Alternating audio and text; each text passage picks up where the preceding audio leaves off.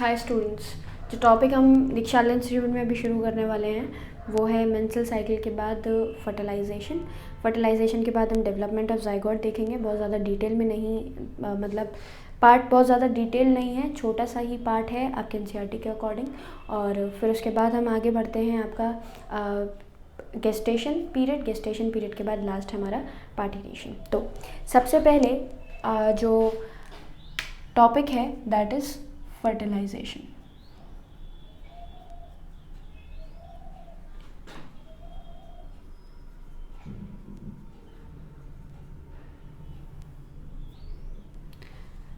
Most important thing about fertilization is what, ये वो event है हमारे रिप्रोडक्शन का जिसके बिना या मतलब इस प्रोसेस के बिना हम जाइगोट का फॉर्मेशन करवा ही नहीं सकते।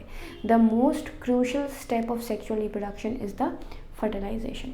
What is fertilization? तो भाई जब भी मेल गैमीट फीमेल गैमीट के साथ फ्यूज़ करता है तो आप सिंपल कह सकते हैं the fusion of the haploid male gamete with that of haploid female gamete to form the diploid zygote.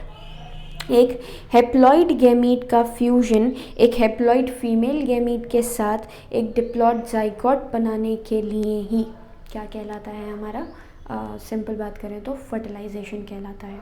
अब जब भी मैं फर्टिलाइजेशन की बात कर रही हूँ तो ये फर्टिलाइजेशन एक ऐसा इवेंट है जो कि एक क्रूशल इवेंट है, क्योंकि हमने कॉपुलेशन पढ़ा था, इंसेमिनेशन पढ़ा था, जिसमें हम मेल गैमीट को फीमेल गैमीट तक पहुंचाने का बात कर रहे थे। अब ये जो मेल और फीमेल गैमीट हैं ये फ्यूज़ किस एरिया में करते हैं, किस जगह पे करते हैं, ये सबसे इम्पोर्टेंट थिंग है। तो सबसे पहले मैंने क्या बोला, fertilization is the fusion of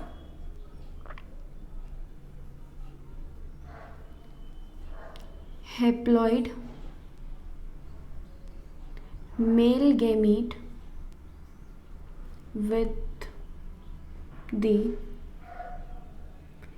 haploid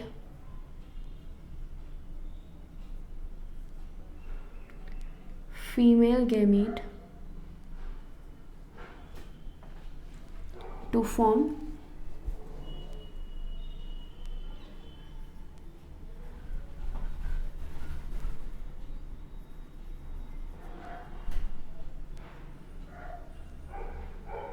diploid zygote.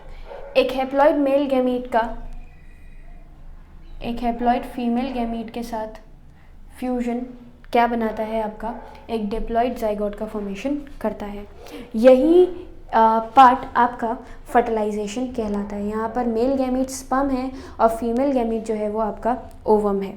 अब सबसे इम्पॉर्टेंट, ह्यूमंस के अंदर फर्टिलाइजेशन का प्रोसेस परफॉर्म कहाँ करवाया जाता है, तो साइट ऑफ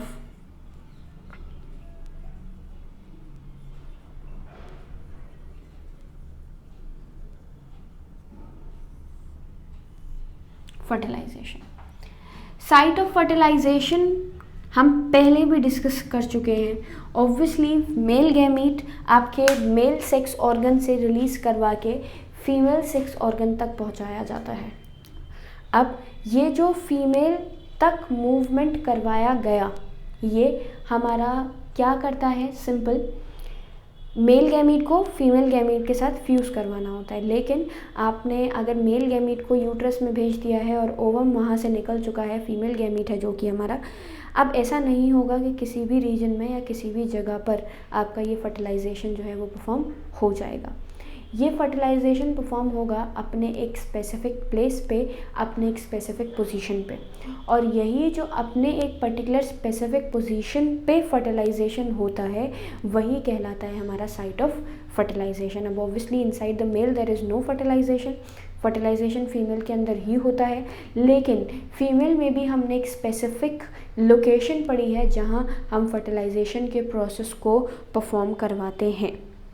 तो सबसे पहले साइट ऑफ फर्टिलाइजेशन जो है हमारी ह्यूमंस के अंदर वो फेलोपियन ट्यूब्स हैं। फेलोपियन ट्यूब्स क्या हैं भाई आपकी? फेलोपियन ट्यूब हमारा वही एक लॉन्ग 10 से 12 सेंटीमीटर के लंबे ट्यूब्स थे जो कि यूट्रस से कनेक्ट होकर हमारे ओवरी से ओवम को कनेक्ट करने का काम करते थे। उन फेलोपियन ट्यूब्स को मैंने 4 पार्ट्स में डिवाइड किया था। इनफंडिबुलम, सबसे पहला फिम्ब्रे था जो कि फिंगर लाइक प्रोजेक्शंस थे, बिल्कुल ओवरी को कवर करते थे। दूसरा हमने पार्ट पढ़ा था आपका इनफंडिबुलम। इनफंडिबुलम के बाद थर्ड पार्ट हमने पढ़ा था आपका क्या? एम्पिला, और एम्पिला के बाद लास्ट हमने पढ़ा था इस्थमस। तो बेसिकली साइट ऑफ फर्टिलाइजेशन, जैसे ये आपका यूट्रस है, मैं एक आर्म बना देती हूँ आपका यूट्रस का।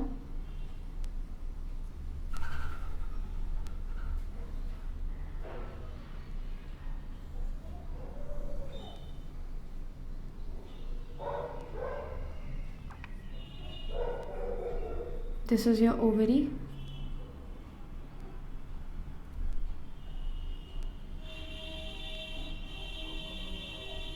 ओवेरियन लिगामेंट के थ्रू ओवरी जुड़ी होती है।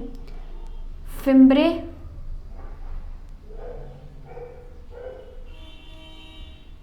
फिम्ब्रे के बाद हमारे infundibulum,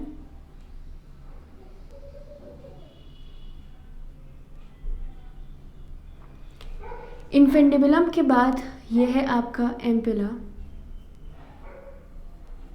and this is your what is site of fertilization. जिस रीजन पे, जिस लोकेशन पे एम्पिला और इस्थमस आपस में जुड़ते हैं, कंबाइन करते हैं, that is called site of fertilization. अगर मेरा ये एम्पिला है और अगर मेरा ये इस्थमस है, तो जिस पॉइंट पे ये दोनों एक दूसरे के साथ जुड़ रहे हैं वही आपका कहलाता है site of fertilization. That is, this is site of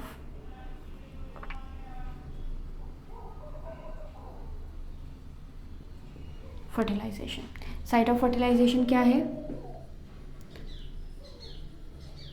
ampullary isthmus junction.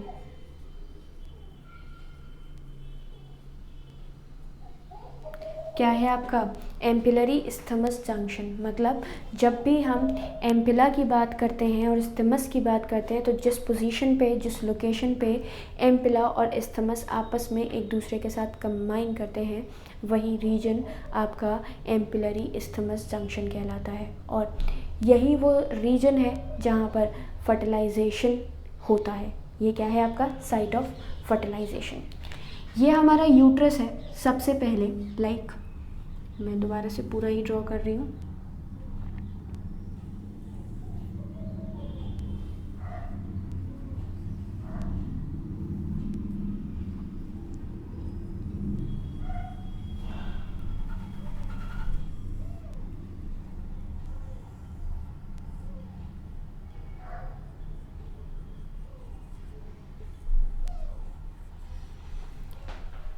थोड़ा चेंज होगी, मतलब पोजीशन थोड़ी गड़बड़ हो गई है, देख लेंगे।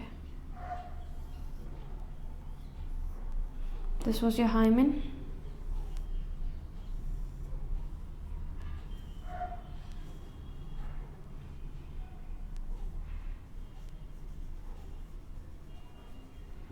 This is your vagina.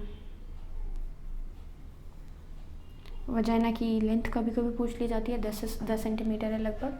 Cervix था, सर्विकल कैनाल था, नैरो होता है, मैंने ब्रॉड कर दिया है थोड़ा, डायग्राम नहीं बन पाया प्रॉपर तरीके से। अब सबसे पहले आपका, जैसे मैं फर्टिलाइजेशन की बात कर रही हूँ, तो फर्टिलाइजेशन में सबसे पहला पार्ट जो होना चाहिए, भाई यूट्रस में फर्टिलाइजेशन हो रहा है, यूट्रस की भी फेलोपियन ट्यूब्स में फर्टिलाइजेशन परफॉर्म करवा रहे हैं, तो सबसे पहले होता है आपका मूवमेंट ऑफ स्पर्म।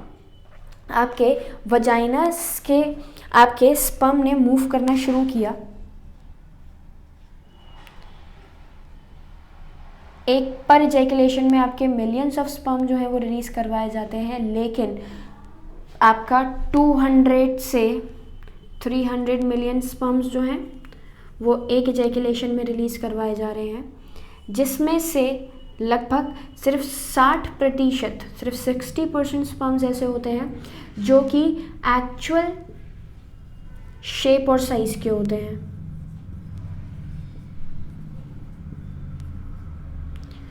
200 से 300 मिलियन स्पर्म्स में से कुछ, मतलब मैं सिंपल कह सकती हूँ कि सिर्फ 60% स्पर्म ऐसा है जो कि हमारा क्या मतलब सिंपल बोलें तो 60% स्पर्म ऐसा है जो कि हमारे एक प्रॉपर क्या करता है, एक प्रॉपर शेप और साइज को मेंटेन कर रहा है। क्लियर। और बाकी की मैं बात करूं, लगभग 40% ही ऐसे स्पर्म्स हैं जो कि एक विगरस मूवमेंट को शो करने का काम करते हैं। पर ejaculation there is a release of 200 to 300 million sperms at a time, और उसमें से सिर्फ 60% ऐसे हैं जो कि एक्चुअल शेप और साइज़ के होते हैं, बाकी के अंदर चेंजेस, डिफॉर्मिटीज़ और मतलब एक्चुअल नहीं, स्पर्म अगर फ्यूजन जो है वो परफॉर्म नहीं करवा सकते बेसिकली। और इसमें से भी सिर्फ 40% ऐसे हैं, मतलब 60% तो एक्चुअल शेप और साइज़ के हैं, उसमें से भी 40% ऐसे हैं जो कि विगरस होते हैं। विगरस मीन्स तेज मूवमेंट को परफॉर्म करने वाले, एक हायर मोटिलिटी को शो करने वाले। जब तक हायर मोटिलिटी शो नहीं की जाएगी तब तक आपका जो फर्टिलाइजेशन है वो परफॉर्म नहीं हो पाएगा। क्यों नहीं हो पाएगा आप समझें। सबसे पहले मैं आपको क्या बोल रही हूँ, मूवमेंट ऑफ स्पर्म। जब स्पर्म मूव करना शुरू किया तो स्पर्म के मूव करने के से वजाइना को क्रॉस करता हुआ सबसे पहले female external genitalia, labia minora majora से आपका वजाइना की एंट्री से आपका जो स्पर्म है ये मूव करते करते कहाँ तक पहुँचेंगे, आगे तक पहुँचेंगे। Why vigorous movement is necessary. भाई अगर स्पर्म का मूवमेंट स्लो है तो क्या प्रॉब्लम है, दिक्कत क्या है, तो समझेंगे। Because as the sperm is the foreign particle for the female vagina. भाई ओपनिंग है, लाइक मेरा माउथ एक ओपनिंग है, मेरा नोज एक ओपनिंग है, मेरा ईयर एक ओपनिंग है। तो whenever you are talking about the opening, तो ओपनिंग का मतलब क्या है, ओपनिंग का मतलब ये है कि एक प्रोटेक्शन वहाँ पर गिवन होगा। जैसे माउथ में सलाइवा में लाइसोसोम्स प्रेजेंट होते हैं ताकि कोई भी फॉरेन पार्टिकल जब बॉडी में एंटर करे तो वो इजीली उसको किल कर दें। तो same cheese vagina is the opening, और उस ओपनिंग से कोई भी पार्टिकल एंट्री करके इन्फेक्शन क्रिएट कर सकता है। तो इस वजह से वहाँ पर हमने क्या बनाया है, एक स्ट्रिक्ट एंट्री बनाई है। वो स्ट्रिक्ट एंट्री हर किसी की एंट्री को मतलब बेसिकली जो मूवमेंट है उसके लॉट नहीं करेगा। तो यहाँ पर जैसे ही स्पर्म वजाइना में एंटर करते हैं और यूट्रस में एंटर करने की कोशिश करते हैं, तो अगर स्पीड स्लो होगा तो वहाँ पर एक्ट चल रहा है किसका, हमारे वजाइना का, फॉरेन पार्टिकल को किल करने के लिए। भाई एसिडिक मीडियम है, WBCs की मतलब बेसिकली रिलीज होना जो है वो शुरू हो जाता है फॉरेन पार्टिकल को किल करने के लिए, म्यूकस वगैरह का सीक्रेशन है, तो वो सब शुरू हो जाता है। क्यों शुरू हो जाता है, क्योंकि ये पार्ट हमारा फॉरेन पार्टिकल है। वजाइना डजंट नो कि ये जो पार्ट है आपका ये मतलब इंटेंशनल है या फिर नॉन इंटेंशनल है। तो बेसिकली वजाइना में जब स्पर्म एंटर करेगा तो वो किल करना शुरू करेगा, और इतना क्वांटिटी स्पर्म की ना हो तो ऑलमोस्ट जो स्पर्म्स हैं वो ख़त्म हो जाते हैं। अब वो जो स्पर्म ख़त्म हुए वो विगरस जो मूवमेंट शो करते हैं, जो तेज़ी से निकल गए, जिन पे कोई अटैक नहीं कर पाया वजाइना, वही आगे तक पहुंच पाएंगे। इस वजह से विगरस मूवमेंट ऑफ स्पर्म भी ज़रूरी है। तो one of the most important reason to be infertile is the motility of the sperm. अगर स्पर्म आपके पास मोटाइल नहीं प्रेजेंट है तो उस कंडीशन में फर्टिलिटी पे इफेक्ट पड़ता है। फिर मूवमेंट करवाया स्पर्म का, और स्पर्म का मूवमेंट हो रहा है यहाँ से, और दूसरे रीजन से हम अराइवल करवा रहे हैं किसकी, हमारे सेकेंडरी oocyte की, जो कि कहाँ से, मैच्योर ग्राफिन फॉलिकल से निकाल के कहाँ तक डाल दी गई, मतलब फैलोपियन ट्यूब में एंटर करवा दी गई है। ओवम अपने आप से मूवमेंट को शो नहीं कर रही है, स्पर्म नो डाउट टेल की वजह से, माइटोकॉन्ड्रिया की वजह से स्विम करता जा रहा है, इस वजह से हम इसको स्विमर भी कहते हैं। और लेकिन जो ओवम है ये एक एग है, ये एग मूव नहीं कर सकता।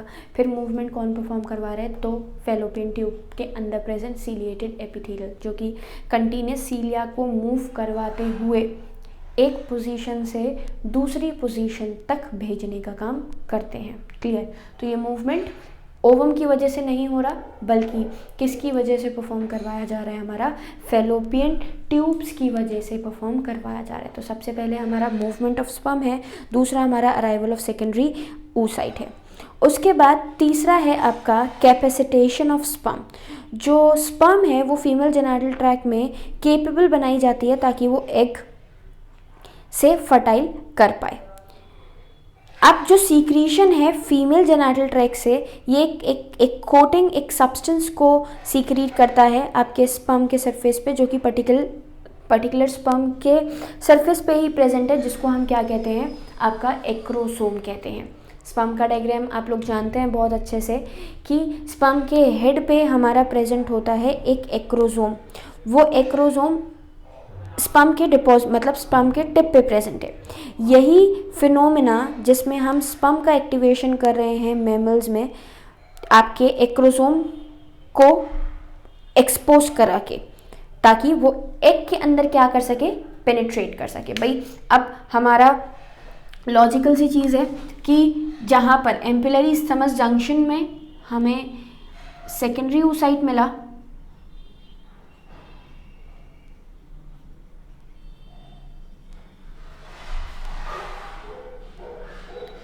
दूसरा हम बात करें तो स्पर्म मिला,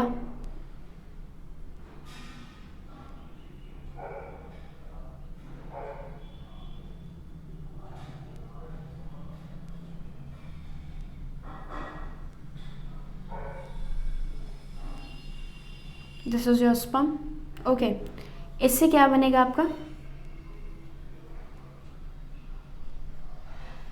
जो zygote will form. Okay, so capacitation क्या है, हमारे स्पर्म का मतलब वही एक्रोसोम पार्ट प्रेजेंट होना, जिसकी वजह से फ्यूजन जो है वो रुक सकता है। तो उसी एक्रोसोम को आपका क्या बनाना, इतना बना देना कि वो इजीली पेनिट्रेट कर जाए किसके अंदर, हमारे एग के अंदर। तो acrosome are exposed and sperm become active to penetrate the egg. This phenomena of sperm activation in mammal is known as capacitation. मैंने आपको थर्ड पार्ट क्या बताया, capacitation.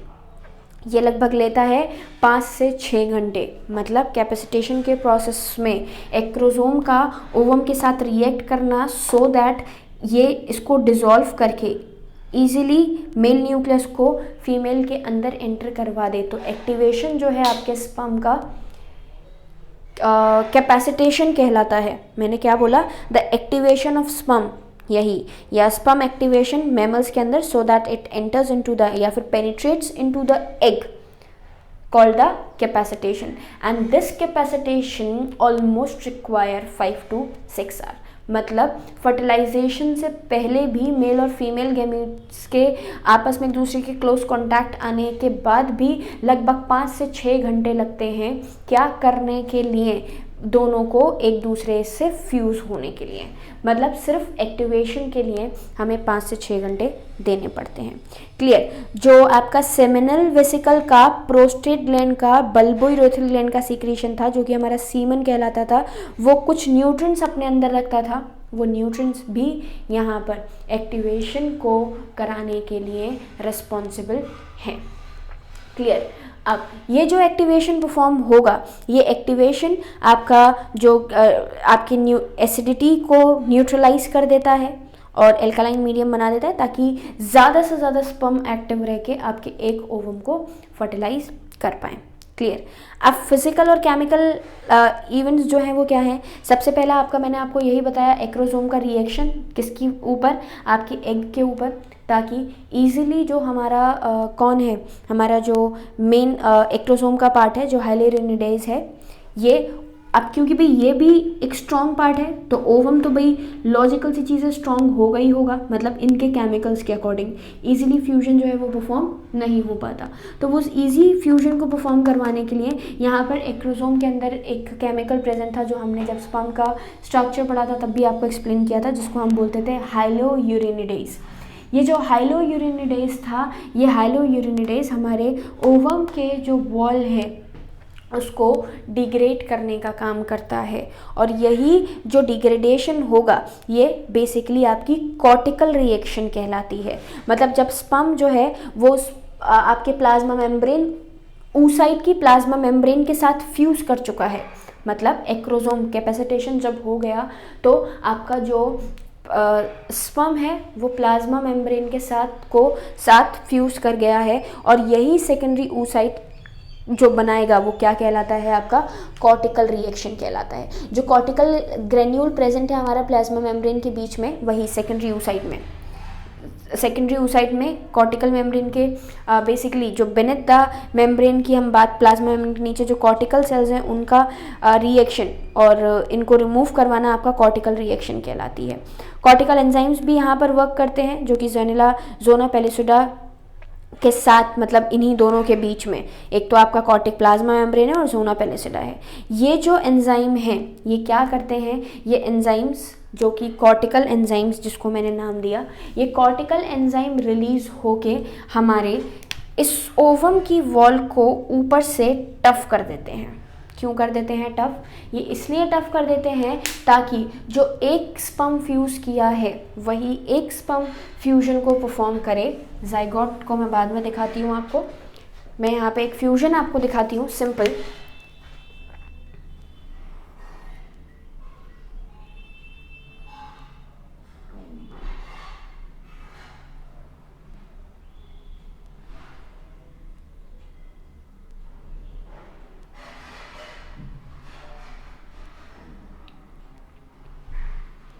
Plasma membrane zona pellucida लगातार कुछ केमिकल्स का सीक्रेशन करती जा रही है,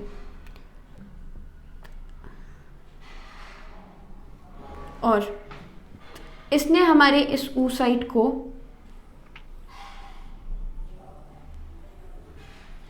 एक टफन लेयर प्रोवाइड कर दी।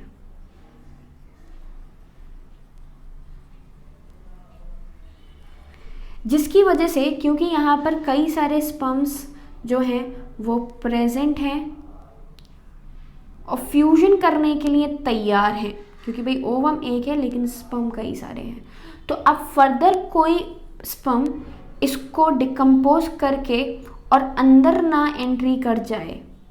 This is your ovum nucleus.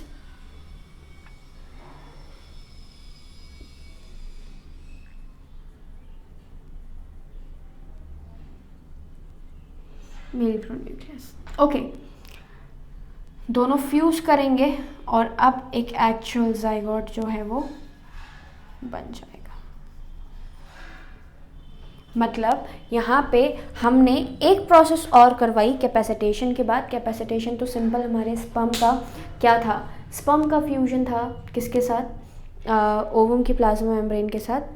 फिर उसके बाद बाकी के स्पर्म की एंट्री को रोकने के लिए, क्योंकि भाई एक स्पर्म तो पहुंचेगा नहीं, वहाँ मिलियंस ऑफ स्पर्म्स में से कई सारे स्पर्म्स जो हैं वो ओवम तक पहुंच जाते हैं, और जब कई सारे स्पर्म्स ओवम तक पहुंच रहे हैं तो उस कंडीशन में सारे के सारे स्पर्म्स एक साथ फ्यूजन के प्रोसेस को परफॉर्म नहीं कर सकते।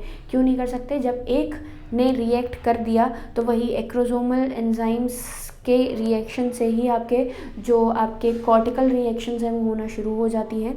ये cortical reaction plasma membrane zona pellucida के बीच में ही चल रही हैं, और ये आपकी जो oocyte है उसकी एक्सटर्नल मेम्ब्रेन को टफ कर देते हैं ताकि एडिशनल स्पर्म की एंट्री जो है वो रुक जाए। अब जहाँ पे आपका जो पहला स्पर्म है वो कांटेक्ट में है प्राइमरी oocyte के, वो आपका फर्टिलाइजेशन कोन बनाता है और सिंपल फर्टिलाइजेशन प्रोसेस जो है वो परफॉर्म हो जाती है। फिर उसके बाद आपका एम्फीमिक्सिस या फिर कैरियोगेमी होगी। कैरियोगेमी में हमने क्या किया, मेल न्यूक्लियस को फीमेल न्यूक्लियस के साथ फ्यूज़ करवाया, और मेल न्यूक्लियस फीमेल न्यूक्लियस के साथ कंबाइन करने के बाद जाइगोट का फॉर्मेशन जो है वो परफॉर्म कर देगा। अब नेक्स्ट इसी से कनेक्टेड बहुत ही इंपॉर्टेंट है, that is sex of the baby. क्योंकि रिप्रोडक्शन पढ़ रहे हैं तो यहाँ पर ही समझा देती हूँ। फर्टिलाइजेशन कंप्लीट हो गया,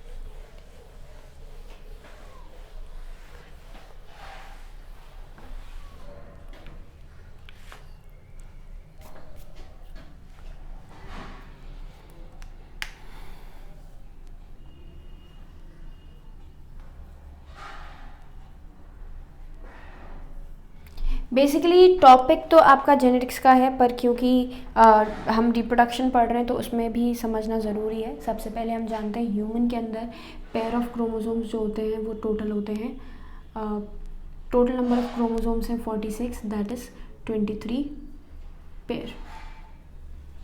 23 पेयर में फीमेल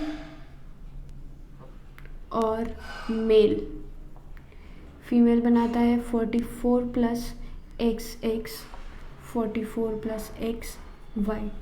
इस 46 में से 44 तो होते हैं आपके ऑटोसोम्स और 2 होते हैं आपके सेक्स क्रोमोसोम। ऑटोसोम्स और 2 होते हैं sex chromosome. Female male 2 part में सेग्रीगेशन होगा जिसमें बनाएगा 22 plus x, 22 plus x, same 22 plus x एक, 22 प्लस वाई दूसरा, क्योंकि 44 सिमिलर होते हैं। अब इनमें चलेगी फ्यूजन और ये बनाएगा कुछ इस तरीके से 44 plus X X, 44 plus X Y, 44 plus X X, 44 plus X Y. यहाँ पे जो फीमेल है वो डबल एक्स शो करती है, तो पहली और दूसरी, एक्स वाई मेल कंडीशन को शो कर रहा है तो पहला और दूसरा। मेल के बर्थ के चांसेस 50%, भाई कोई भी गैमीट आ सकता है, 50% है, और फीमेल के भी चांसेस कितने हैं टोटल 50%। तो चांसेस दोनों के ऑलमोस्ट क्या सेम ही हैं। मतलब आप जब भी बात करते हैं फर्टिलाइजेशन के प्रोसेस की तो बेसिकली हालांकि it's a matter of chance कि मेल पेरेंट बनता है, सॉरी मेल ऑफस्प्रिंग बनता है या फीमेल ऑफस्प्रिंग बनता है, बट जो डिसाइडिंग है वो मेल है। मतलब क्योंकि जो गैमीट रिलीज़ करवाया जा रहा है वो गैमीट फीमेल के थ्रू मेल के थ्रू रिलीज़ करवाया जाता है, इसलिए डिसाइडिंग तो मेल ही है, लेकिन it's also not totally dependent on the mails, क्योंकि मेल भी रिस्पॉन्सिबल नहीं है गैमीट को रिलीज़ करवाने के लिए। दिस इज़ वाई ये प्रोसेस जो है आपका ये क्या बना देता है, हम बहुत ही सिंपल सी बात करें तो मेल के ऊपर डिपेंड करता है, but it's also just a matter of chance.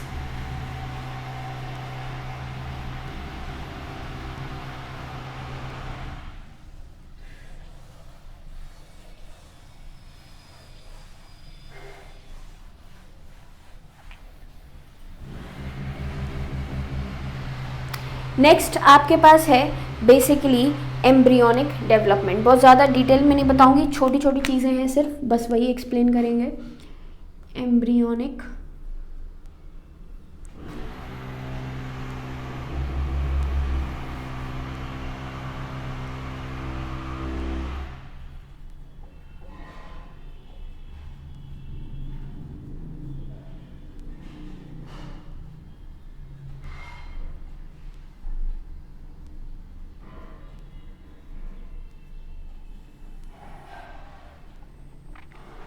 Embryonic development, basically जब भी आप एम्ब्रियोनिक डेवलपमेंट की बात करते हैं तो हमने सबसे पहले फॉर्मेशन किया था हमारे जाइगोट का।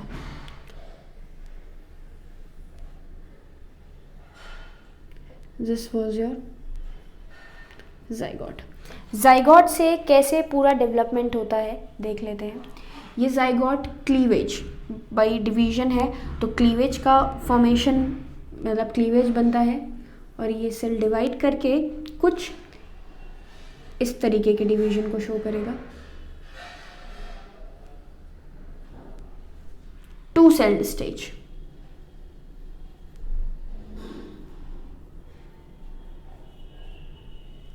टू सेल स्टेज के बाद 4 cell stage,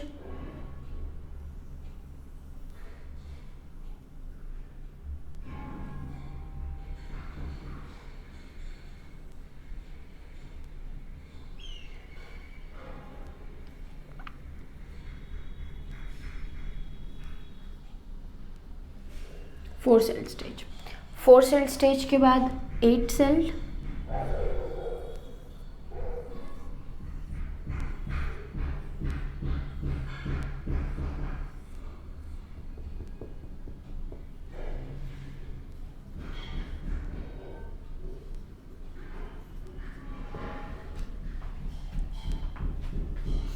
eight cell stage के बाद आपका 16 सेल।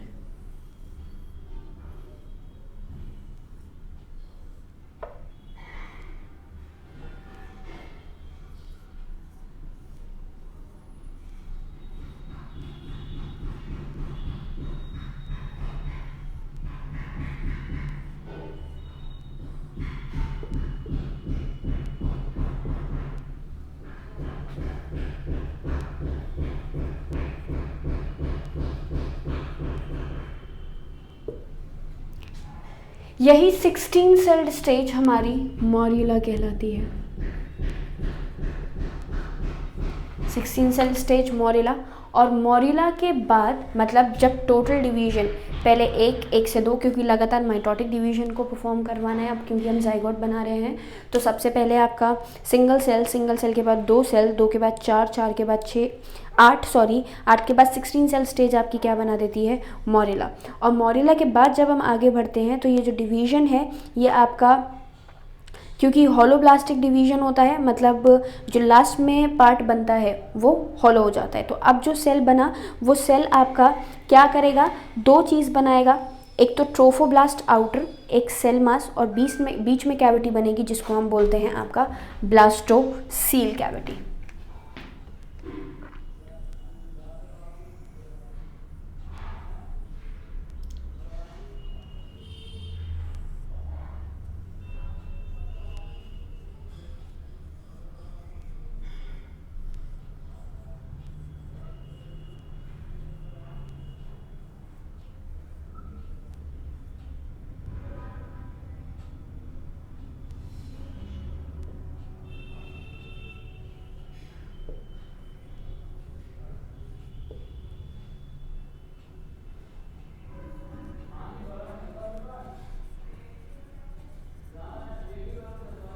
ट्रोफोब्लास्ट,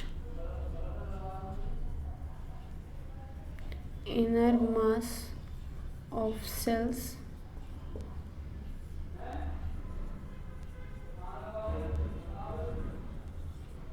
और यही स्टेज कहलाती है आपकी। इसी तरीके से डिवीजन होता जाएगा और हमारे सेल में मतलब बेसिकली इस पार्ट में डेवलपमेंट भी होता जा रहा है, साथ साथ आपकी 3 लेयर्स का फॉर्मेशन हो जाता है। आउटर मोस्ट होलोब्लास्टिक डिवीजन है,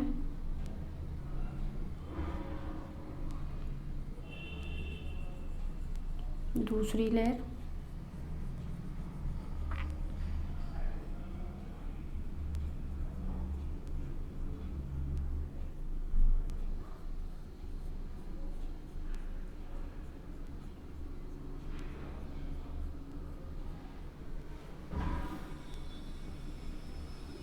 एक्टोडर्म, मेसोडर्म, हॉलो पार्ट, और आपका ये लगातार डिवीजन। ये स्टेज के बाद आप ये स्टेज देखेंगे, लगातार डिवीजन के बाद आप किसका फॉर्मेशन कर रहे हैं, आपके एक 3 जर्मिनल लेयर का फॉर्मेशन कर रहे हैं, जो कि अब इन फ्यूचर आपका एम्ब्रियोनिक लेस बनाती है, और यही एम्ब्रियोनिक लेस डेवलप करके आपका एक यंग वन का फॉर्मेशन करेंगे। टोटल आपका यही 9 मंथ का पीरियड पूरा डेवलपमेंट होता है हमारे इसी जाइगोट का, जो कि अब एम्ब्रियो बन चुका है। और ये एम्ब्रियो टोटल 9 मंथ तक फीटस में कंप्लीट होता है, डिवीजन देता है। लगभग आपके 6 मंथ बोलें या फिर 2nd ट्राइमेस्टर तक आपका जो पूरा का पूरा कंप्लीट डिवीजन है ऑर्गन्स का वो हो जाता है। सबसे पहले हमारा हार्ट का फॉर्मेशन होता है। हार्ट के फॉर्मेशन के बाद लगातार एक्टोडर्म, एंडोडर्म, मेसोडर्म डिवीजन को शो करके और आपका सिंपल हमारे पूरे के पूरे फीटस को डेवलप करवा देती हैं। इसके बाद प्लेसेंटा की बात करें तो यही आपके फीटस का, या फिर हम सिंपल कह सकते हैं ज़ाइगोट के एम्ब्रियोस का जो बना है, ये एम्ब्रियो आपका एक फिंगर लाइक प्रोजेक्शन हमारे यूट्रस के साथ बनाता है, जिसको हम डिस्कॉइड प्लेसेंटा भी कहते हैं, जो कि एक प्रॉपर कनेक्शन बनाता है 9 मंथ तक।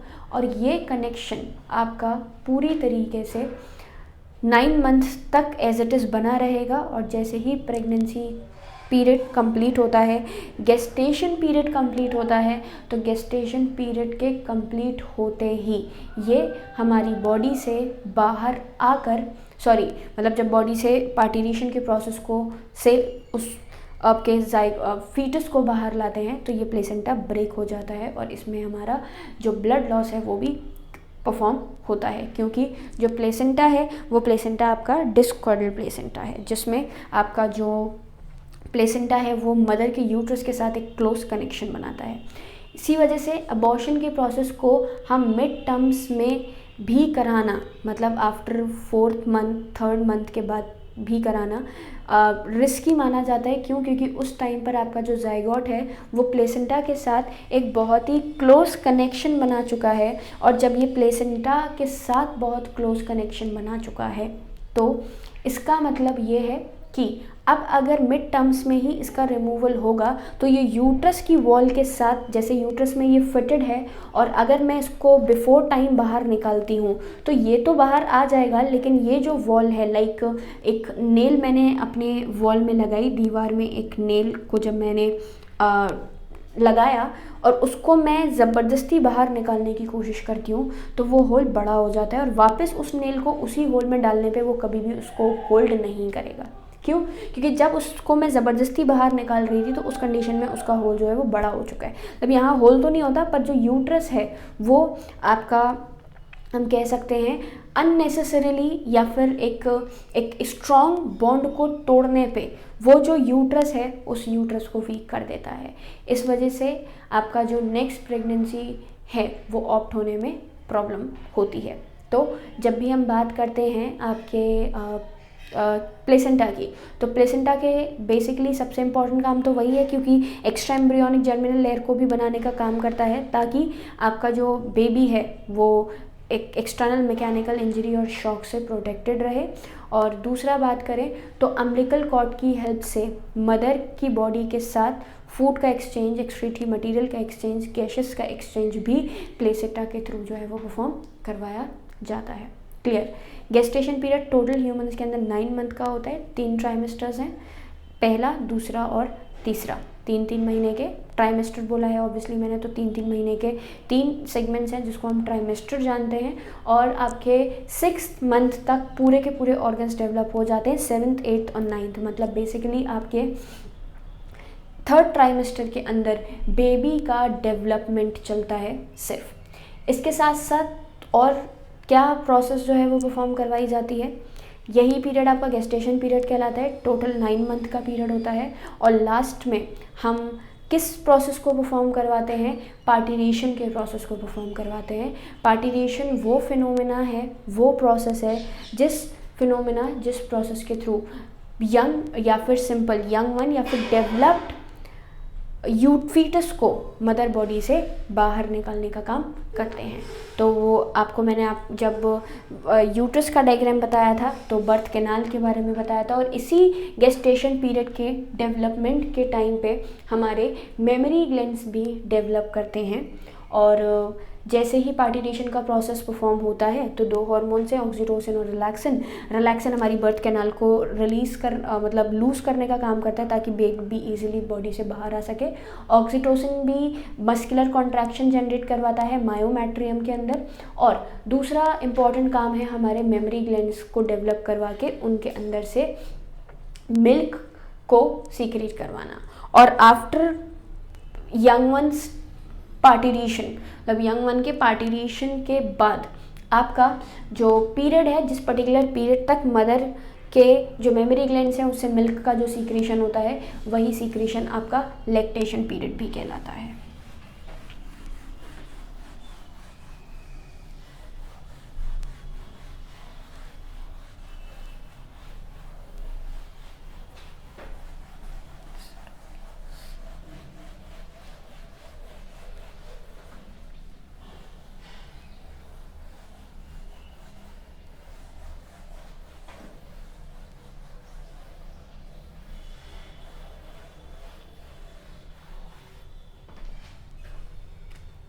सो स्टूडेंट्स, ये था हमारा ह्यूमन रिप्रोडक्शन जो कि कंप्लीट हो चुका है। नेक्स्ट क्लास में हम रिप्रोडक्टिव हेल्थ के बारे में पढ़ेंगे।